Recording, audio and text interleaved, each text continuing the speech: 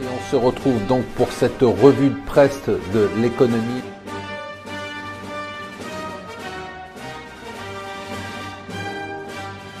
Bonjour et bienvenue sur Mon Financier pour la revue de presse de l'écho. Nous sommes le vendredi 24 février. Eh bien, je fais tout un topo. Je vous conseille de le regarder sur notre site ou sur notre newsletter sur la façon de se protéger ou de jouer une surprise, une mauvaise surprise aux élections françaises.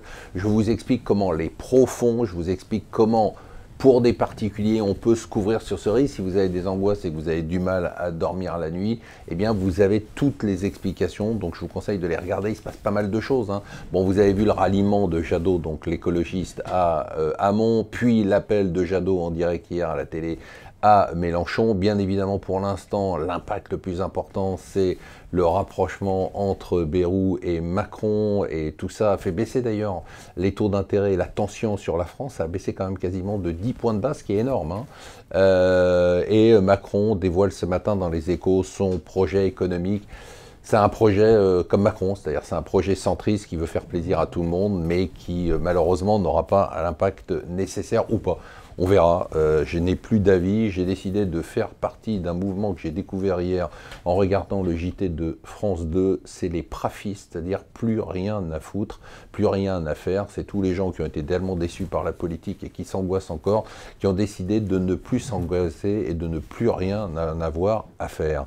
Alors pas mal de nouvelles dans le Financial Times. Le Financial Times nous dit d'abord, comme on vous l'avait dit depuis un moment, que Trump se dégonfle.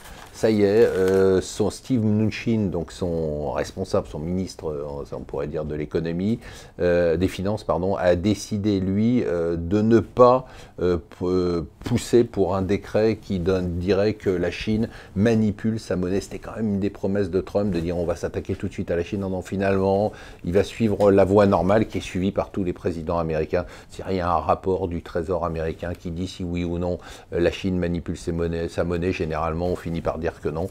Alors ce qui est très intéressant, c'est le Financial Times qui le révèle, ça c'est passionnant. Il y aurait ce qu'on appelle un corner, c'est-à-dire qu'il y a des fonds spéculatifs qui rachètent tout le cobalt qui est disponible, quasiment toute la production, pour faire monter les prix. Le cobalt, c'est ce qui est obligatoire, utile, incontournable pour construire des batteries de voitures électriques. Donc ils sont en train de faire monter les prix, c'est la panique chez les fabricants de batteries et chez les fabricants de voitures électriques. Alors, encore un truc, bon, on va pas, no comment on va dire. Voilà, l'Allemagne, plus fort surplus budgétaire depuis la réunification. Surplus budgétaire, j'explique ce que c'est, parce qu'en France on ne sait plus ce que c'est quand on dépense moins que ce qu'on gagne, voilà.